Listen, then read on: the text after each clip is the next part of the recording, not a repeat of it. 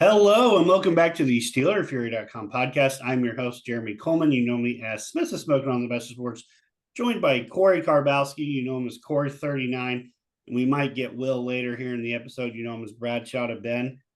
Well, funny enough, you two picked that the Steelers were going to lose, and sure enough, they didn't. So I'm going to flaunt it because I can.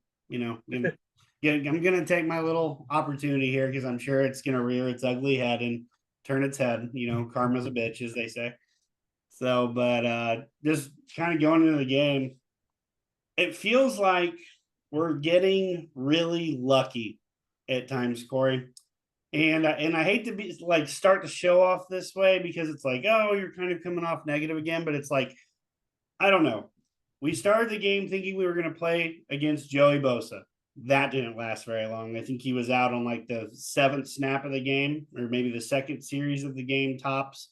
And then we got a little lucky again as Rashawn Slater, had to exit the game. Joe Alt, their first round pick at right tackle, had to exit the game. So it just felt like the Steelers got a little lucky again, not getting a team at full strength. Justin Herbert left the game early in the second half with the ankle injury that he had injured the week before. So I don't know. I still don't think we've seen really what this team can do yet, when they go up against a much better team. And I'm not saying that the Chargers were by any means, but it kind of felt like the Chargers might have raised the litmus test a little bit, after what we had seen with a week one Falcons team that clearly wasn't quite ready because we've seen them play very well after the loss there. And, I'm scratching my head on the other team we've played and beat. I can't, for some reason, it's total blanking my mind right now. You got to love old age, guys. It's already coming into effect, but at Atlanta, Denver, Denver, Denver. and the Chargers. Thank you, Will. Whatever city they play in these days. Yeah, no, it's great because I'm glad you could join because we needed your sharper memory than mine to let me remember who we played in week 2. By the way, I'm sorry I'm late. I was contemplating leaving so that I could preserve my redshirt year because of an NIL dispute with the show. But I decided to come in instead. You've had that debate for a long time then, my friend. I think we've all been a little undercompensated when it comes to the SteelerFury.com NIL fund. But think of the experience and the camaraderie, that we get out of this and the education that we're getting, Yeah, sad to say, I think all of our redshirt years have been exhausted. Yeah. And if you guys don't know what he's referencing, Will, you want to kind of enlighten everyone what you're talking about? Oh, there's particularly Korey and I have been following some quarterbacks for quite a long time. I basically, since 2020, since the pandemic year, I started thinking about like maybe, I should pay attention to the quarterbacks because someday the Steelers are going to need a new one. And so I've been following a lot of quarterback prospects, and one that both Korey and I liked a lot. Used to play at Holy Cross, transferred to UNLV. His name is Matthew Sluka. And not to go on too long a tangent, but basically he was promised something in an NIL deal, and the school has been postponing having to pay him. They're saying, wait until the games start and we'll do this and the other. And now 3 games into the season, they finally confirmed that they're not paying him the supposedly the $100,000 that he was promised. So he decided to preserve his redshirt year, leave the team, and then go somewhere else next year and get an NIL deal. And I have to understand it sounds crazy. He's leaving a team that's ranked and probably has a very good shot of making the college football playoff. So my take is it must have been pretty bad for him to leave. But anyway, that's another story for another day. When we do our is that the official story though now? Well, yeah, so far his agent, his father, and the school have all weighed in with sometimes more information, but the school is denying that any of this happened, and the agent says that it was promised, but it wasn't written down, and it's going to take a little while to sort it all out. Let's put it this way: he's leaving a situation he probably would never leave if it was only about the money, because in other words, if it was just that he was asking for something more and they didn't give it to him because it's a really good situation for a quarterback who may not have another payday the rest of his life. This is his last year of eligibility. So, the $100,000 doesn't sound like a lot, but if you know you're never going to make any more money from sports, or it's unlikely that you will, then I'm sure that sounded pretty good.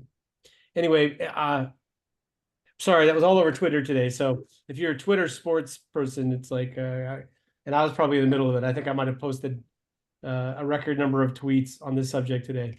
So yeah, well, the funny thing is, just to build off that very quickly, as of 30 minutes ago, a similar situation, not totally, is starting to happen at USC. Bear Alexander, very talented defensive line, just informed the team that he's sitting out the rest of the year, taking his redshirt year, and will play somewhere else. So you just hope that this doesn't become so rampant across the college game to where all these, good players, just say, oh, it's not going to work out here. I'm just going to take my redshirt year and shop around again next year. I think the transfer portal, that's a very hot topic button, depends on who you talk to and whether they like it or they don't.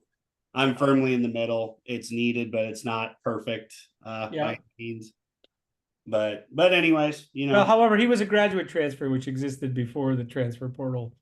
It's just the NIL part of it is the part that's a change, because it isn't just the opportunity to play somewhere. It's, we'll compensate you if you play an extra year, blah, blah, blah. Anyway, but let's talk about we got the Steelers to talk about. That's true. That's true. But that was a big story, though. So, you mentioned it. It's a big hot topic, across the football world right now. So definitely want to touch on that briefly. But yeah, I was just telling Corey, I didn't feel like the Chargers game was the litmus test we were hoping it would be, since we played Herbert for one half. Their offensive line, both tackles left the game at some point, didn't return. Bosa didn't return. So just kind of felt like, while we were kind of hoping for a game to more gauge where the Steelers were, we didn't exactly get that, especially in the second half. But in fair, I mean, here's what I would say. Yes, in the second half, the Chargers looked like I said this, about 5 times this week, that about halfway through the third quarter, the Chargers looked like they were wondering what time their charter lands in LA. Like they were ready to hit the showers and get the hell out of there. So they were defeated, beaten, beat up every conceivable way. So I credit the Steelers for all of that. And also those 2 tackles, the offensive tackles that got knocked out of the game, they were both getting their ass whooped all day long. Especially Rashawn Slater. Rashawn Slater had I don't know if it was the worst game of his career, but it had to be close. So for a very highly thought of tackle, and Joel Alt's a rookie. He probably has never faced someone exactly like TJ Watt before, so you can be forgiven for being on the island against TJ Watt and losing a couple reps. But yeah, I felt like the test part of it is the part. Yes, yeah, a solid win. They did what they were supposed to do. They dominated the opponent that was in front of them, and that opponent got hurt and beat up. In some cases because of what the Steelers did, or maybe just randomly, whatever. But the point is, it's a quality win from the standpoint of what the Steelers did, but we don't really know about, they haven't been tested. It would have been interesting, not saying I'm wishing for it, but it would have been much more interesting had it been a close game in the fourth quarter, or the Steelers, needed to come back. That's the kind of, I would like to see how this offense in particular performs when they're tested. I'd also like to see how this defense performs when it's stressed a little bit, because to this point of the season, Steelers defense hasn't really been tested at all. Yeah, very true. Corey, what are some of your thoughts from this game? I mean, I am fairly impressed with what they did to the Chargers running game. J.K. Dobbins had been a wild animal running the ball. He averaged 2.9 yards a carry. So that's one thing where I'm definitely going to give them their props on that. I wish they had a healthy Herbert, and I wish they stayed healthy kind of across the board. It would have been a better test. But I mean, we're getting to the point where I've been pretty skeptical of what they've shown so far. But I mean, they definitely have looked, I think, in my opinion, as one of the better teams in the AFC. Now, I'm not going to sip the Kool-Aid too much. I saw a stat that says, Steelers still run one high, more than any other team but the Carolina Panthers, which, won a game with Andy Dalton, but I'm not sure if that's really the team you want to be in company with. However, the base behind that is 2 high stop the pass, 1 high stop the run. Right now, they've been getting the pressure up front, and they've got the guys on the outside to play the pass. And more so what I'm looking at now is it's a question that won't get answered for a while, but can they beat the Bengals when they're healthy? Can they beat the Chiefs with a healthy Patrick Mahomes? And can they beat the Bills? Because, what's the best case of the season if they play exactly how they played for the rest of the season, but they can't stop the pass against a high-level quarterback? Is we win 1 playoff game. And so is that the pinnacle of the Steelers right now? Now, if they had if they had one of those dudes at quarterback, then sure. But then they also couldn't pay Highsmith and Watt and Queen and everyone else they paid on the defense. So you give and take a little. But I mean, I've been pretty negative this season, I think. And, I think this showed me they're going to be able to stop the run. They're going to be able to run the ball a little on offense. They're going to be able to keep the ball safe. It's just going to be a question of, can the defense maintain its level of play against the big dogs of the AFC? And is Fields going to be able to be a riser against a real elite DC? And those games might turn into a shootout. That's the thing. It's like, can Fields win you a shootout game because you can't count on the defense giving up 0 points to one of those AFC powerhouses? So, I liked what I saw this game. I think it did teach me a little bit, but still skeptical on the, where they could end up in the long run, I would say. But we're definitely a good team, I'd say. By the way, you can add the New York Jets, I think, to that list. It depends on what the right tackle situation is by the time they get to face the Steelers. Because, at this point, I want to see the Steelers face a team with tackles that can protect, with a quality quarterback, and with, some sort of something on offense that's like a threat. That you can't play that 1 high defense against a team with a good quarterback and a tight end that can hit the seam, because they'll just hit the seam shots all day long.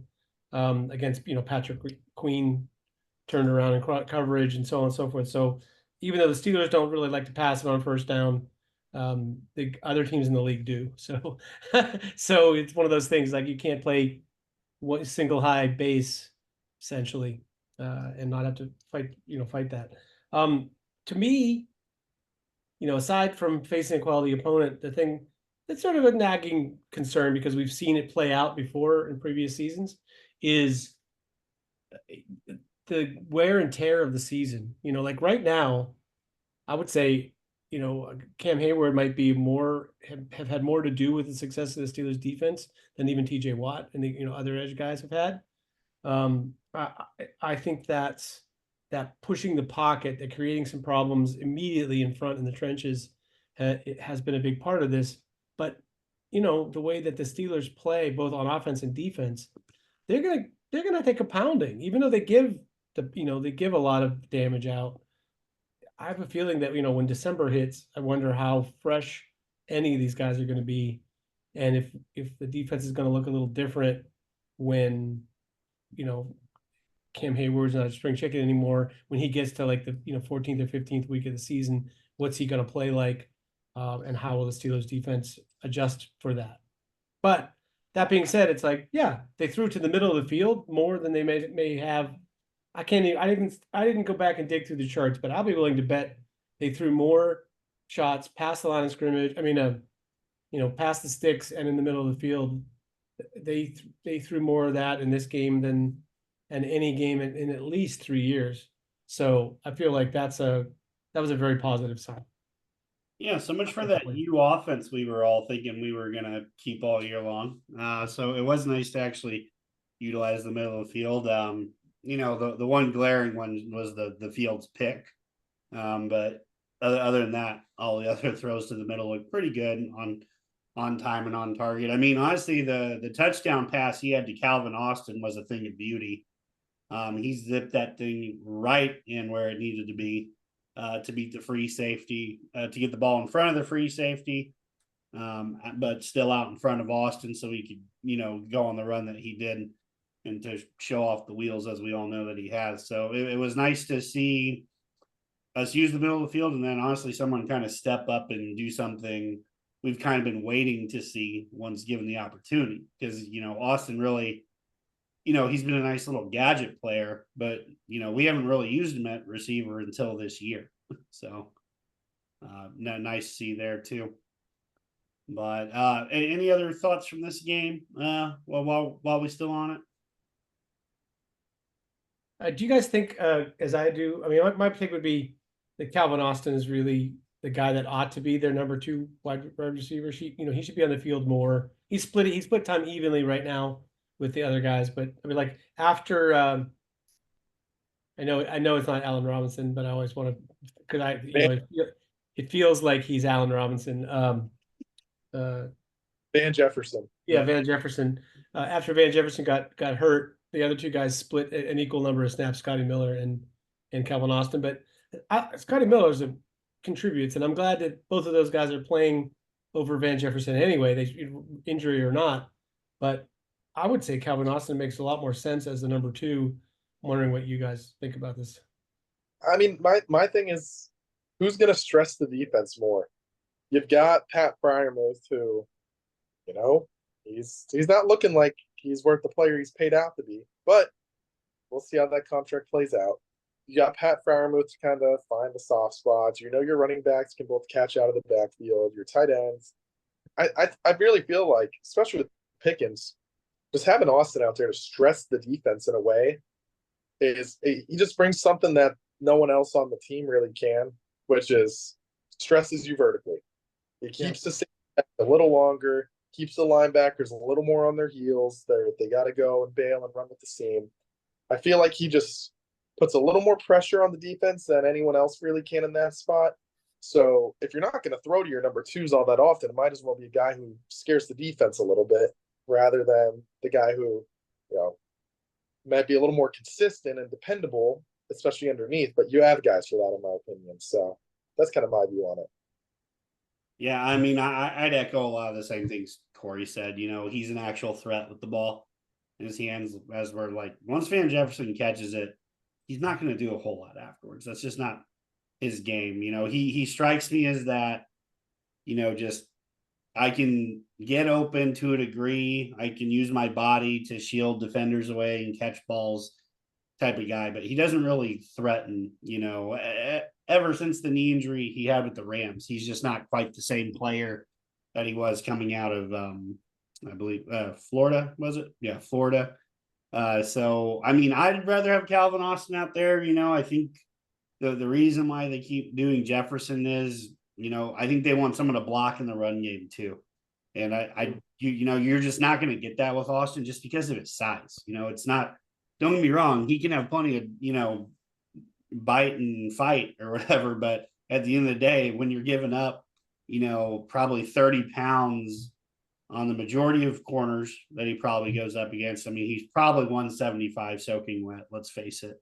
So, I mean, he's given up 25 to any average sized cornerback in the NFL, or, if they're around 200 pounds. So, a lot of it's fight and technique. And if he has that and can make it work, that's great. But I just think they prefer the size factor out there in the running game, especially since Mike Tomlin has even come out and said they need to do a better job of running the football early in the game. Like, we've been able to run late in the game better to a degree, but I think they want that size out there. But I mean, if we're going on just playmaking perspective, yeah, Calvin Austin would be out there for me too. Yeah, I mean, what helps them run the football, I think, they don't think this way, but what helps you run the football is if you come out and threaten teams that you might throw it on first or second down and hurt them if they try to play too big a defense, or a defense is too close to the line of scrimmage. That's my point on that. And then the other thing about this game, I would say the other notable thing that happened is that Corey Trice ended up on IR, which, and as did Fatanu as well, but not in the game. But Corey Trice is like, the guy had however many surgeries and missed games before he came into the NFL, and everybody's like, well, how can this guy be a late round pick? He's so talented. Sad, but that's the story. Yeah. I think that's kind of a big loss. It's not a position group where they have a lot of depth. And right now, Rush is still injured and he can't play. So they're basically down to their 3 starters and then guys off, the street. Yeah, so you brought up the injury report, so let's kind of just go over that.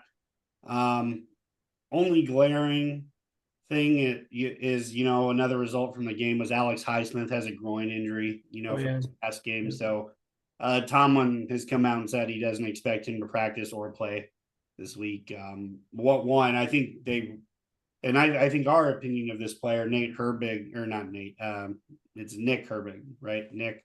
Yeah, he is, a young ascending player, and he played pretty well when called upon. I haven't watched a ton of run defending snaps, but as far as a pass rusher goes, he played like hair on fire, which is always great, especially when you're across TJ Watt. So he actually had two big sacks in this game once he came in too. So that's always a good sign. The only other players that did not practice today were Najee Harris. His arm was in a sling earlier in the week, but it sounds like that was very just cautionary, because I've heard that I actually got a notification. I have him on one of my dynasty teams that he was upgraded to healthy today. So I think it's just a healthy kind of rest day. Michael Pruitt did not practice today with a knee, and Jaylen Warren did not practice today with a knee. I know he was having an opinion on the knee, something like that. We haven't seen a lot of him yet, and I think it's because that training camp injury is lingering and it hasn't allowed itself to heal. But other than that, everyone else went through a light to full practice. One notable thing today was Isaac Seumalo put in a full practice today. Or at least I thought I read that. Well, light practice. But today was his first actual practice day since starting the season. So we could be seeing the return of him before you know it. That Jimmy Warren, or the Jaylen Warren injury, I think is pretty concerning. There was talk that he might go on IR, which is a bigger problem than it sounds, since he hasn't really contributed that much lately. But it does feel like that's somebody that you're going to want to have. Can never have enough running backs if you're going to try to pound the rock repeatedly, the way the Steelers like to run it. So I think they've run it 60% of the time or something like that right now. So yeah. And I'll add to that really quick, because that's something we didn't really talk about from this past game, but Cordero Patterson actually got a fair amount of use and actually looked pretty good out there.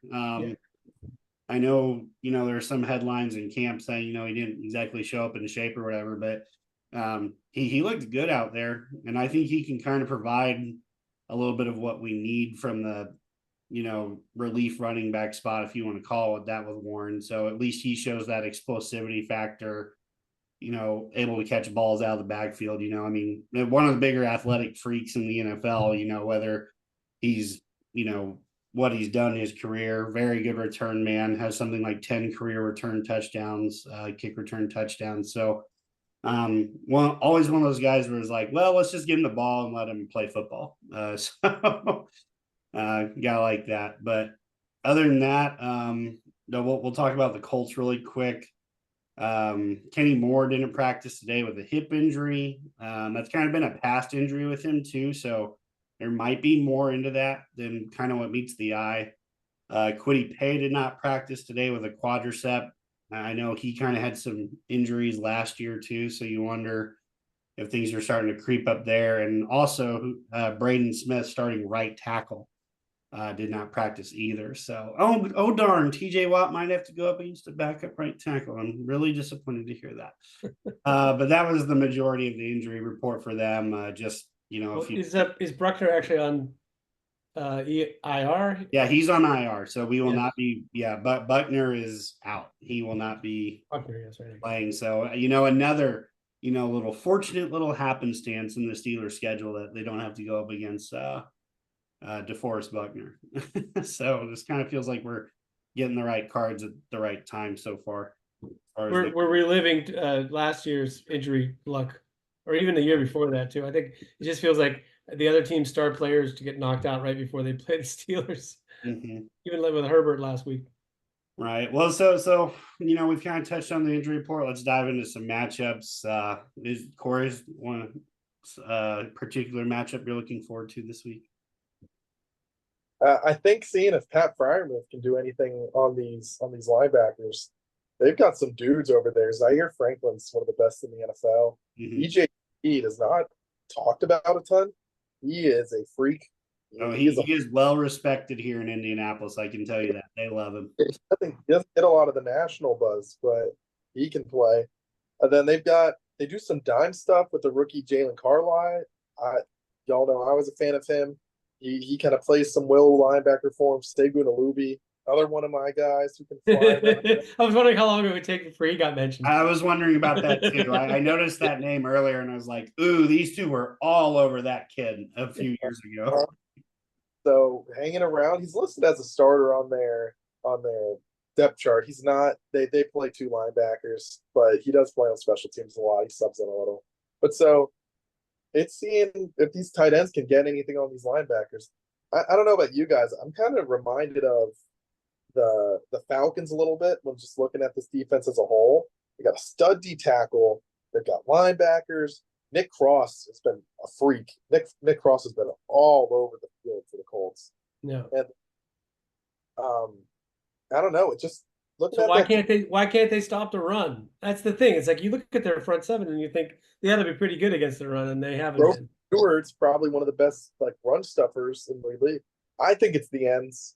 That's what I think. I think because they don't really have stout ends over there. But yeah, it does remind me of the Falcons, just how they're built. They've got some safeties that can buzz. They've got linebackers who can fly. They've got a dude up front on the interior, one dude who should be able to kind of game wreck you. It's just keeping that one dude in check and then, just wearing down those other guys for me. But that's what I want to see is if our tight end, so Washington or Pat, if they can get anything going on these guys up the middle. Yeah, let's kind of keep the focus. You mentioned one that was going to cross my eyes, and especially if Kwity Paye, is either limited or doesn't play the whole time or whatever. This is definitely a group that you can run the ball against, and they don't really boast any great pass rushers yet.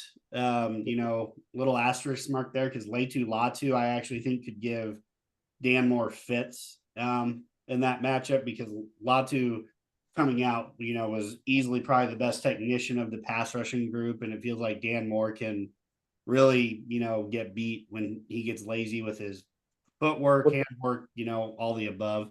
This is the exact kind of guy that gives Dan Moore fits. Dan Moore actually got okay with a Myles Garrett because Dan Moore's a strong dude. He's not super tall, but these bendy, quick, hands guys, they've given him problems for forever.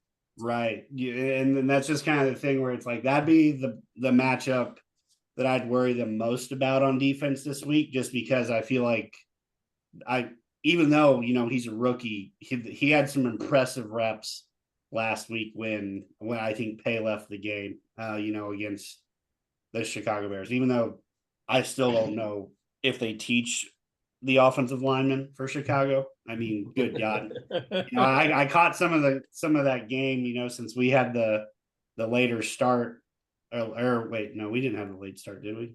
No, we were on a 1:00 slot, but I was kind of going back and forth. And there were a few times I was like, Jesus Christ, Chicago, what the hell are you doing for this kid? But that's a whole nother rabbit hole to get into. But I just feel like, I feel like we're going to have a chance to potentially really get after the Colts defense in general. There's no one that screams I really have to worry about this guy other than just, that unique one-on-one matchup that Latu might get with Dan Moore. Will, you want to throw one in there? Well, the aforementioned, I mean, to me, that really is what it boils down to. The Steelers' ability to run the football. I think this is one of those games where they're looking at it as a get-right game for running the football. I don't always pay a lot of attention to the yards allowed, measuring stick of whether a defense is good or not, because there's a lot of difference. Like I said, I always fond of saying, if you allow 8 yards on 3rd and 10, that's not 4 times as bad as allowing 2 yards on 3rd and 1.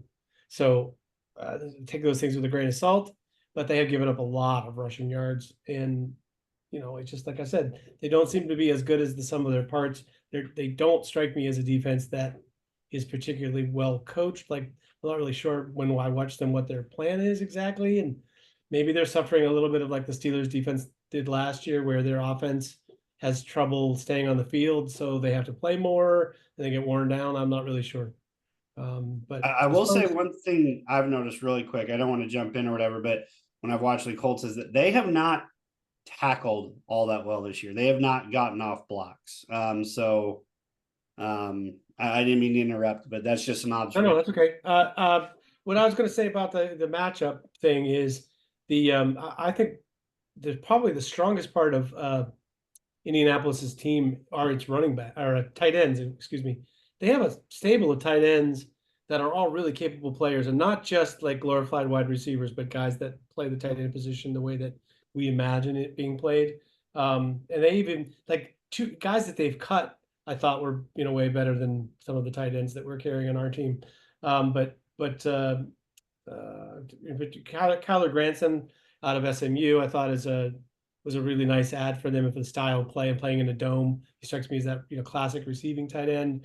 Mo Alley Cox is still out there doing it. Drew Ogletree, who I love, is their number 3, is a guy that's like one of the better 2-way tight ends in the league. They use him mostly as a blocker, but he's somebody that if you lost your number 1 guy, could step in and do that. And then Will Mallory, who is like complete afterthought on this team, that probably would be a legit pass catching target for the Steelers if he played for them.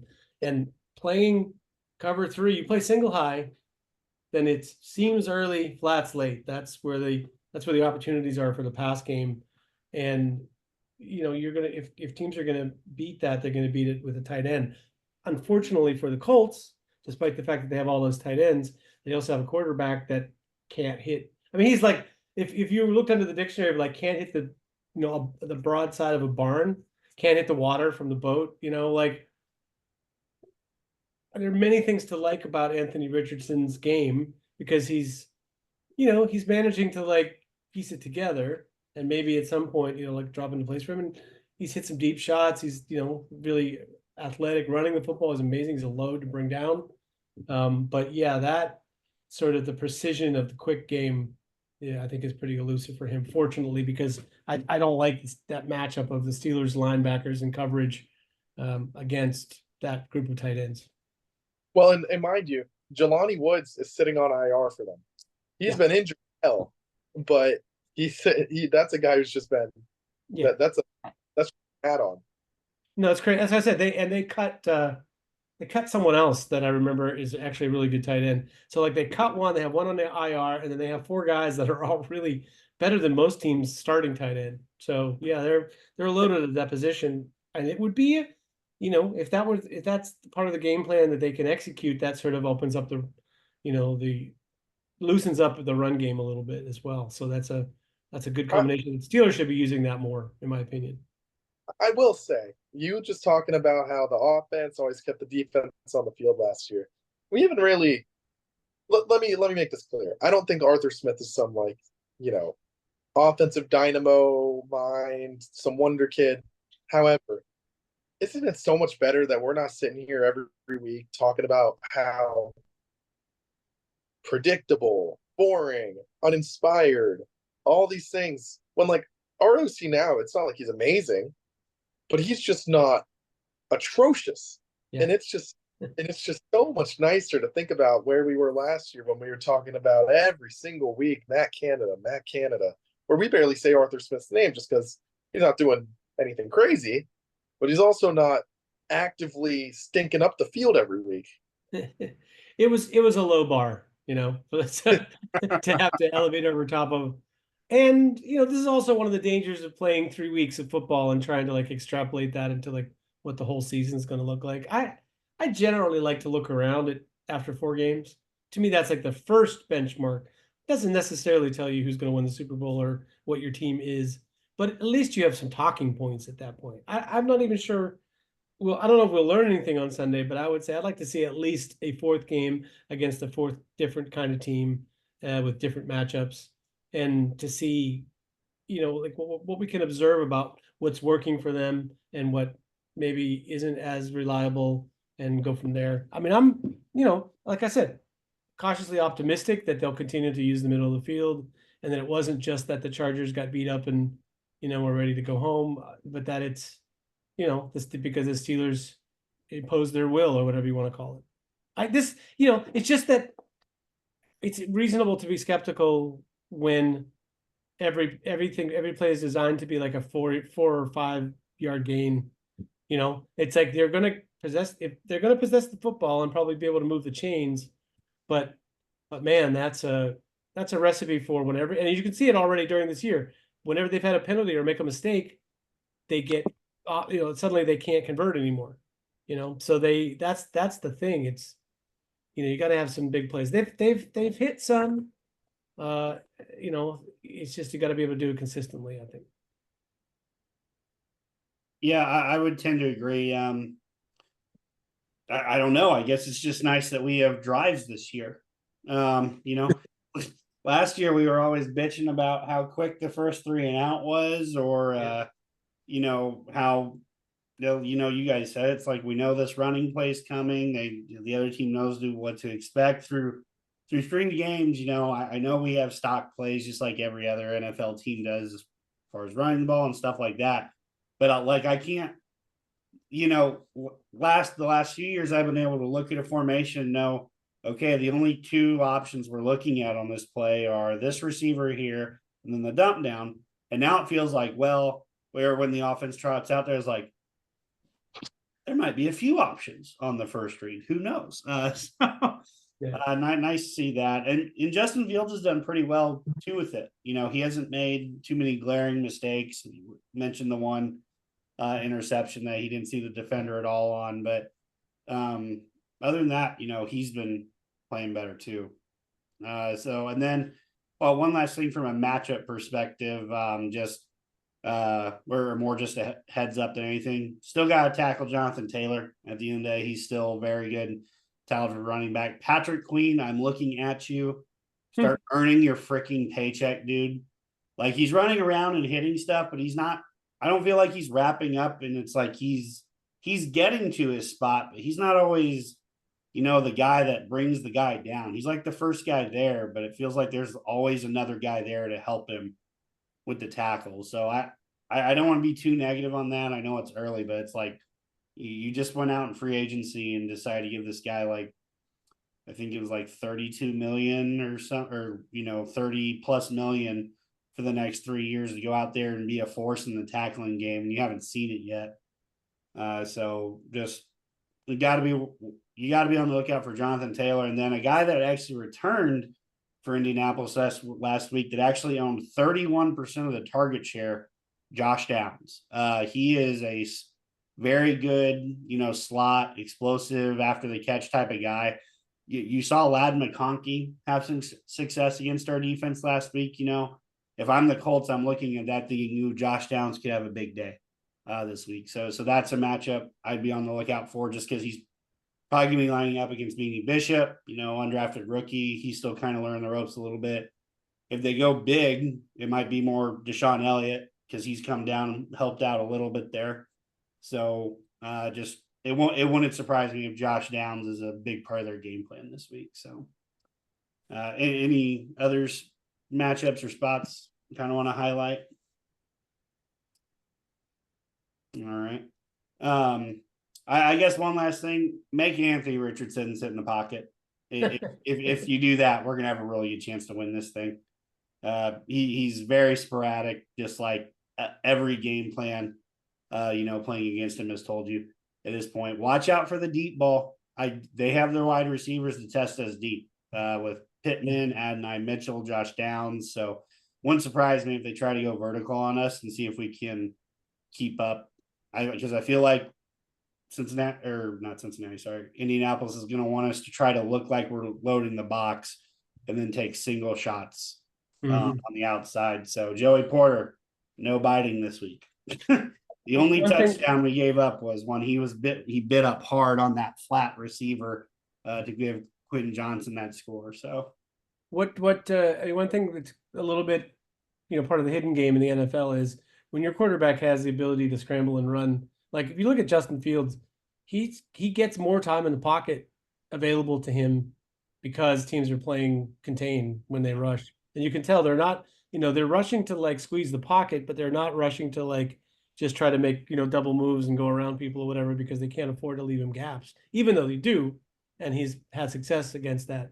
But yeah, with a guy like Anthony Richardson, the feeling that the Steelers pass rush, it may still be great and everything, but they're not going to have sort of the reckless abandon rushing the passer that they might against a team with a more traditional pocket passer like a Kirk Cousins who's not moving off the spot. You know what? And you bring up a good point. I want to throw this question to you guys because I've kind of been thinking about this for the past few days and forgot to bring it up. Do we feel like we need to be drawing up more running plays for Justin Fields at this point? Because like I just look around the league, I see stuff with, Josh Allen, Lamar Jackson. It's like we do have a thoroughbred back there when it comes to like size and speed. He's a well compact dude. He can take a hit and get up. So like I don't know. You see a lot of that stuff around the league with other quarterbacks of his skill set. What do you guys think? I would say probably a little more on short yardage, but until we're just, until we start getting just stuffed on third and shorts in general, I don't really see a need to change what you're doing. Don't pull out your QB gadgety run plays until you really need them, until you're in the red zone. I'm fine not overdoing it, especially right now. Just one quick thing. I just wanted to ask. So I have two players here. One is 6'4", 251, and one is 6'4", 245. Who are those two players? Are we talking Steelers, Colts? One Steeler, one Colt. Pat Freiermuth and Anthony Richardson. TJ Watt and TJ Watt. Yeah, there you go. Yeah. So. Yeah. And Anthony Richardson. TJ Watt's smaller, is he not, than Richardson? He is 6 pounds on Richardson. Oh, he's 6 pounds, okay. Listed, yeah. So he's 251, Richardson's 245. Yeah. I wonder how much the success TJ had bringing down big men in the practice. Probably never got the chance because I was about to say, you really let him? Yeah. Yeah. Yeah, I don't know. It's like I don't know. I think even if a guy like Fields running, it's great, except for their other quarterbacks hurt. At this point, I think you don't need. They haven't needed to do anything. They haven't needed to pull out any of the stops. Honestly, like they don't need to show the whole playbook even to beat these three teams that they beat. So it's not like their issue's been 3rd and 1. It's not like their issue's been goal line. It's granted they don't always get to the red zone, but it's not their issues are in short yardage, which is where that QB run stuff really comes in play. It's not even really first downs. They've been all right on first downs. So I'm pretty much with Will. It's until you need it, keep it tucked away. All right, it was just an honest question. I'd kind of been thinking about it. We're about to talk about some teams that have mobile quarterbacks. In our pick'em section here. Just wanted to get your guys' thoughts. So mentioning mobile quarterbacks, kind of the big game going into this week is Buffalo is headed to Baltimore. Battle of Josh Allen versus Lamar Jackson. Very much a future playoff matchup. If you, believe both of those teams will be there, which at this point, the Ravens are a little on the outside looking in, but it's early in the year that they can right the ship. Baltimore is actually favored by 2.5 at home. Not sure I agree with that line, but Korey, I'll let you start off with this one. I mean, Buffalo's put up 30 points every week. And it's a Sunday night game. The Ravens should be looking to bounce back, but I don't know. Until the Bills, they had to come back for that week 1 game with the Cardinals, but 31-10 on the Dolphins, 47-10 on the Jags. That's a team where until I see them lose, until I see some holes in the armor, I don't think I can. So I'm picking the Bills to win this. All right, Will. I think the Baltimore is a team that can put up some points against Buffalo. and not that Buffalo can't score or that the Ravens defense is like the 2000 version of their defense, but I think playing at home, they ought to be a narrow favorite over Buffalo. I think we have recency bias. We just saw that game where Buffalo absolutely destroyed Jacksonville, but I'm not sure I think Jacksonville's really any good. The Ravens are, they lost a tight game to Patrick Mahomes and the Chiefs in Kansas City that I think, if you throw that one, I mean, in a way, that was as impressive as anything Buffalo's done this year. In a way, that Baltimore's offense, particularly in that game, I thought was unbelievable. So I suspect Baltimore. It means the game means a little bit more to them. They're playing at home. Baltimore in a close game. All right. I'm going to take Buffalo. I just like them. I really like what they're doing on offense. They're involving. I think the kind of the area where they can exploit is the Ravens linebackers. None of them scream like great to me. They're all like good to average players, if you ask me, especially their middle linebackers. Roquan is very good, but I think they ask him to do a lot of the things that he's not great at. He's supposed to be this really good run and tackle type of linebacker, and they have him dropping back trying to defend against guys, and that's not really his forte. I'm not saying he can't do it, but the Bills have two very good receiving tight ends in Dalton Kincaid and Dawson Knox. They like to involve both of them, and then on top of that, their use of James Cook this year has been unreal and awesome to watch. Like that, it's been so much fun to watch him. He's really taken off this year. He trained really hard this offseason because they told him, you have a chance to be really good here. He took it to heart. He's been really awesome. So I think there's just matchup problems for this Ravens defense, and even Khalil Shakir, I think can do some damage in the middle of the field. That's where they've been so good. So I like Buffalo. I know they haven't played the best teams yet, but I just like them better here. I feel like the whole Josh Allen, screw everyone, I'm not overrated tour is just too much fun to watch this year and not good enough to get bet against yet. I mean, don't get me wrong. I think Buffalo's a better team and probably better in the long run for the season. Mm-hmm. They would be one of my top 3-4 favorites for winning the Super Bowl. But yeah, this week though, taking the Ravens. Yeah. So let's go to a matchup where the two quarterbacks playing aren't mobile whatsoever. The Saints are headed to Atlanta to take on the Falcons. The Falcons are a 2.5-point favorite here. Both quarterbacks are fairly statuesque. Will, I will let you start off with this one. Yeah, New Orleans had a little bit of a letdown last week, but in general, I think they will be able to take their offensive line should be able to take it to Atlanta on the edges, especially. So I like the matchup for New Orleans to win this game. Korey? Yeah, I think Atlanta's kind of coming on a little stronger. I don't know. I'm just more inclined to go with the home team here. It's a rivalry game. These two teams don't like each other. I think I'm gonna go with Atlanta. Maybe super tight. I think New Orleans might cover, but like a 20-19 game or something weird, 21-20, something along those. Yeah, I'm gonna go with New Orleans here. I'm going with two visiting teams to start out the week.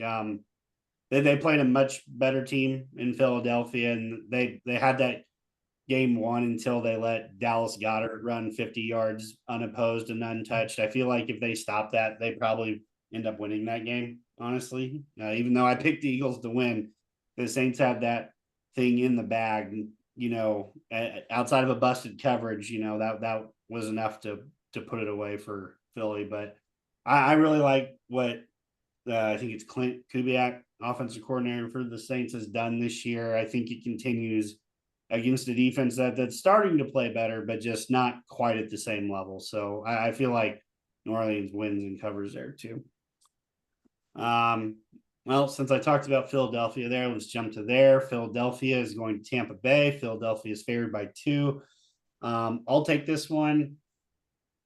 I think Philadelphia wins this. Mike Evans is a little dinged up. Tampa Bay just had a really bad game. They just got throttled by Denver. That was something could have made a lot of money on if you'd have seen that one coming. But I like Philadelphia here. I think they're the more talented team across the board, even though I know Tampa Bay is going to be rare and they kind of prove that last week was a fluke, especially at home. But I just like the Eagles. If find me a team that has been able to stop Saquon Barkley yet. No, it's unbelievable what he's been able to do in Philly behind a really great offensive line. So looking at you, Giants. Just kidding. Korey, what's your thoughts on this one? Philly's 2 on the road. Sorry. Right now, Philly's got two of the best players in the NFL with Barkley and Jalen Carter. They are terrorizing people. Jalen Carter, I think, had it was some stat there were 20-something, 24 dropbacks maybe, and he had 17 pressures or something unreal, where 2/3 of the time he pressured the quarterback. He's been unblockable. And then on the other end, no one stopped Barkley. He's running wild. So that's the thing, is people don't realize how much a defensive tackle can destroy your game plan. He has been the best D tackle in the NFL. You can't double him. You can't pass on him, breaking your pocket from the inside. When you run to the outside, they've got speed everywhere. So it's one of those things where he's a game wrecker. Barkley's a game wrecker. They're just talented. That's A.J. Brown, I think, is coming back this week. It would be, I don't know. I would feel like just betting against Philly, and this just wouldn't be too smart. Well, Yeah, first of all, I don't think anybody should be counting on my prognostication skills when it comes to football this year. I'm off to maybe my worst start of all time picking games. I think I'm 21-27 so far this year. Not even with the spread, just picking straight up. So that is not good. But that being said, I think this Philly is one of those teams that's they're not super sexy. You don't look at their numbers and think, they're dominating teams or blowing them out like the way that Buffalo win was so impressive. Philly's the kind of team that's not really winning super impressively. And they're a little like the Steelers in that regard. The Steelers are a little bit more impressive defensively, but Philly has so many guys in the trenches on both sides. Their offensive and defensive line combo, I think, has been really solid for them. Even with Kelsey retiring, they still look pretty good.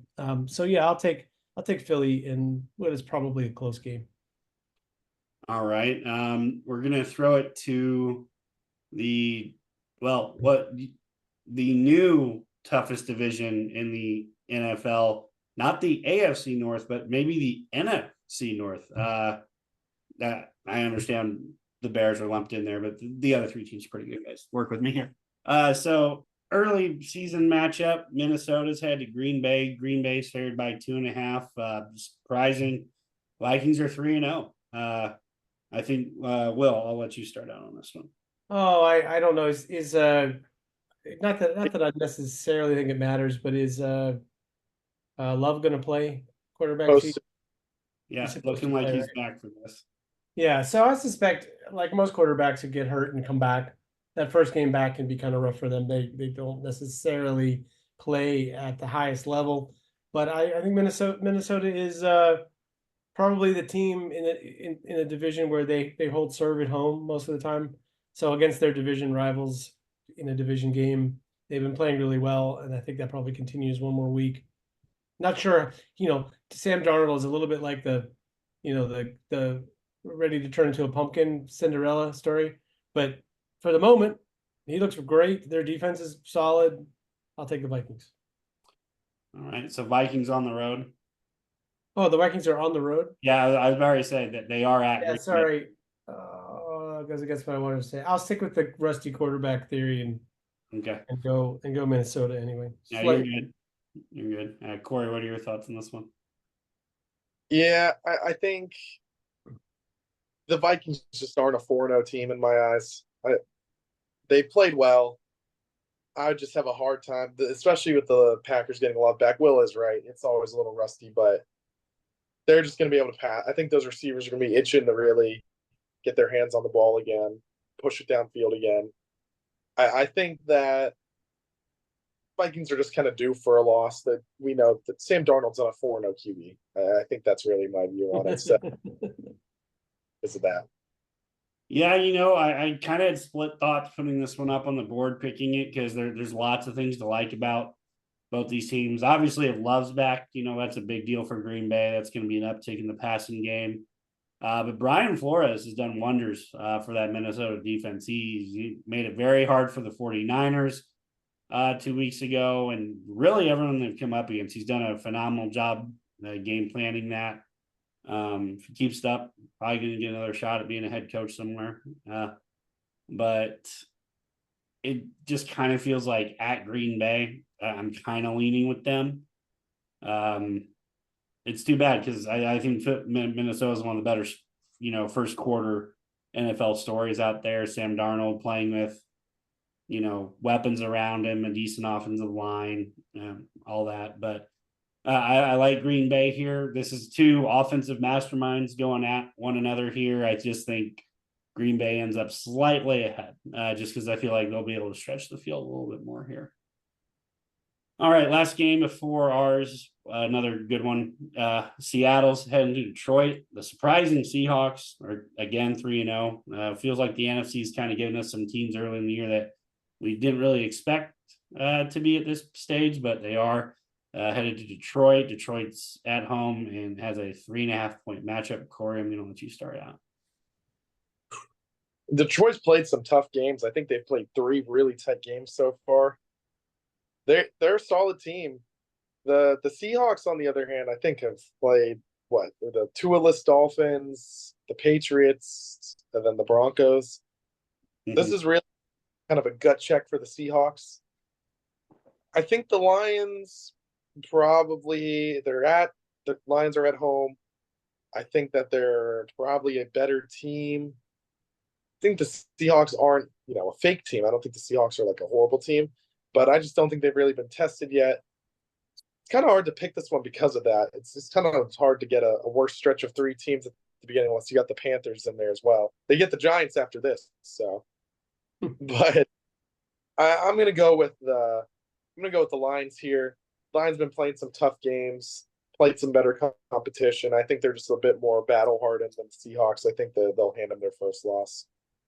All right, Will? I think the Lions played great last week. I often, say I'm not necessarily – I don't think Detroit's bad, but I'm not necessarily as high on them as most people are. But I thought they played really well last week. That said, Seattle defense. Teams that are winning with defense tend to be underrated in – this fantasy sports oriented world that we live in and pick in. And I think Seahawks plus the points is a really good bet, actually. I'll even go out on a limb and say they maybe don't deserve to be, to be favored or anything, but maybe Seattle will sneak out a win here. I think that whole thing about Detroit playing really tough games that's true. And it does wear on you a little bit, And I think if you get into a game like this where on paper you feel like, oh, they haven't really played anybody and we're at home, we're going to take care of business, that's sort of dangerous for for the teams. It's the difference between Detroit being a team that everybody is shooting for to see how they match up against them compared to being the underdog and surprise team of last year or the year before. Gotcha. So you like Seattle to cover and win? I think I'll take Seattle to win narrowly, but I love them to cover. I bet it's a field goal game. Gotcha. Gut says Detroit's going to find a way to win this. Seattle hasn't had to block anyone at Aiden Hutchinson's level yet, and he's been man with hair on fire this year. So I think that's going to kind of slow down the Seattle offense a little bit. Still not sure whether Kenneth Walker's coming back this week. If not, Zach Charbonnet. He's a good player. Not great by any means, but it'll be interesting. I think that Detroit front seven could give Seattle's offensive line a little bit more of a run for their money than what they've got so far this year. So I like Detroit to win. Like you said, the covering aspect here is the extra little fun tick on this one this week. I'll go out on a limb and say they end up covering that 3.5. All right. And then you've got our 5-star matchup of the week. Our Pittsburgh Steelers are headed to Indianapolis. They are a 1.5-point favorite. I'll kick off here since it's the 6th one. I'm taking Pittsburgh to win and cover here until I really see the Colts play well week in, week out. I just can't get behind him. Richardson's been wildly erratic, just like everyone thought he might be early in his career. Do have to watch out. I feel like as long as we, stop the run this week, I think a lot of their ability to kind of play off the run goes away. If we can get them into 3rd and longs and stuff, which I think we're going to have a decent chance of doing with how well our defense, our front 7 has played for the most part. I think we can give them some issues, even though I believe the Colts offensive line is both the top ranked offensive line in both pass protection and run blocking this year. So we not saying it'll be easy, but I think we end up winning that, knocking the Colts ranking there down a little bit. I've said it before. I feel like we can exploit their defense a little bit if we want to. I think George Pickens has, we didn't say it, but I think our wide receivers have really good matchups this week. Colts aren't getting Juju Brents this year. He's going to be on IR for the full year. Jalen Jones, a kid I really like at Texas A&M, but it's only in his 2nd year. It's been a little up and down. The other cornerback is a former Pittsburgh Steeler training camp invite in Samuel Womack. I believe he was here in camp a few years back. So their corner depth is pretty slim pickings. If we thought ours was, theirs definitely is. So this might be the week where we finally let Justin Fields throw it down the field a little bit more. So I like Pittsburgh. Score-wise, I still think it'll be ugly, but I'll go 23-17. I think it'll be a close game down the stretch, but 23-17 is kind of where I'm feeling. So, Will, we'll go to you next. I don't really think it's going to be that close a game. I mean, I think the Steelers are going to win by a touchdown at least, but the Colts do have a couple of paths to victory. As you said, their offensive line, if they can succeed in pass protecting the way that the previous 3 opponents haven't, if they can get the running game going a little bit with a very solid running back situation and their quarterback who can run, Sure. they could give the Steelers a little bit more trouble than they faced so far. But those are 2 pretty big ifs against counting on a team that doesn't have elite quarterback play to really put a lot of points up on the Steelers defense as constructed right now. It seems like a long shot. And the other thing would be if the Steelers have trouble, they think they're going to be able to run against this team, but if they the Colts sell out to stop the run and they're not able to convert the quick pass game that they need to get them out of that, that also could be some trouble. But I feel like even when they're dominant, I'm not sure the Steelers are going to score a lot of points by running the football in 4 and 5 yard chunks.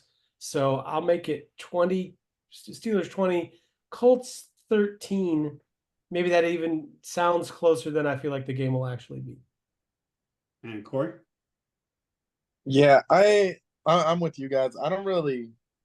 There's just not many avenues for them to win. I don't think it's one of those games where like the kind of QB Anthony Richardson is, he's gonna punish a lot of these too high shells, but we don't run too high. We put people in the box. We're gonna have a man for him. We're gonna have a man for him running the ball.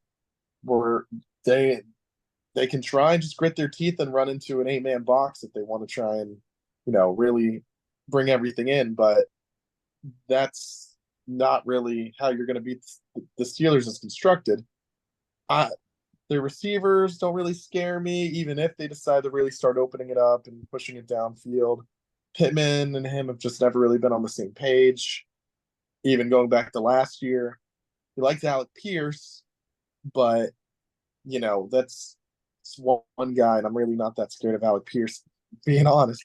So it's like, it's just I don't really know how they're going to score on us, and the offense has shown itself to be good enough to get you, in one avenue or another, at least 14-ish points, at least by getting you down for field goals or, getting the red zone touchdown, giving defense, good field advantage so they can give you good field advantage. Like the offense will do enough, I think, to make this. I could see this being a game where it feels like we pounded them and, it's 20-10, where it's not that huge of a difference. But so I'll go with the Steelers win. It never goes well when all three of us pick wins, but I don't know. It feels like one of those games where it's just hard for me to see them beating us with how they are constructed on offense. Yeah, I think I said 23-17 or something like that. Honestly, I think it'll be a game where we're up and then, they tack on a score late to make it look like it was a better game than what it was, Yeah.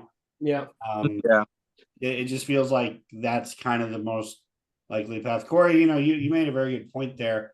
While our offense hasn't put up a juggernaut of points, we've been putting drives together where we've generally been in range to where points are an option, whether that's by a field goal or touchdown. So I feel like if we can win that battle, I feel like we're, very good chance to win this game. Hey, listen, playing in a dome with Chris Boswell, you cross midfield, you're in scoring range. I mean, that's that's a fact. So I don't think they want to try too many 60-yard field goals with him, but it's not impossible. Yeah, what was it? Did they try a 62-yarder this past week? Was that against the Chargers? I felt like to end the half, or was that against Denver? They tried in Denver. Yeah, I felt like he missed a 60-yarder that ended up falling probably just short if it would have been online, but I can't remember which week that was. So, But yeah, early consideration for special teams player of the year, Chris Boswell. Well, the last time he played in the dome, he had 6 field goals. That's all I'm trying to say. Sorry, say, man, let's get some touchdowns. I don't want that. But yeah, so it'll be interesting to see. I was trying to get to this game since it's here in my town of Indianapolis, but could not find the price point I wanted for where I wanted to sit. I don't feel like sitting up in the 500s and 600s anymore for like $200. That's a lot when I can watch it at home and have a few guys over, have a few beers I don't have to pay for, that type of deal. So you can get to a game at Acrisure and sit in the 500 section for $125. So yeah. That's too much to pay for Indianapolis, man. I'm sorry. Yeah, I mean it's indoors. I get it, but the Steelers Colts games have always been a little overpriced here because it's a good team coming to town. So I think people are they're charging a lot, expecting people will pay it to go see it, and it's like, yeah, I'm not quite there for 500 and 600 level seats. I was trying to get in the 400s, and even then it was like, you guys are crazy. I'm not paying $350. It's to sit in the 400s. Hey, your big screen, high def, crank it up. Have some wings. Exactly. I've got a few friends probably come over to watch too, so it's probably just better option here at home to laugh in their faces since they're Colts fans. So that's what we do. Yep. Yeah. All right. Well, thank you all for joining us on another episode of the SteelerFury.com podcast. I'm your host, Jeremy Kohlman. Wil Masisak is smoking on the best of sports, joined by the best co-host that money cannot buy. Would you guys please contribute to our NIL fund since we brought it up earlier? We're listen, we might even boycott. Who knows? You made certain promises with NIL, and I'm gonna. I don't know. I'm strongly considering if I should be leaving and redshirting. Right. But joined by Wil Masisak and as Bradshaw Ben and Korey Karbowsky, as Korey 39. Guys, here we go in the Circle City. 4-0, baby. 4-0. That would be something.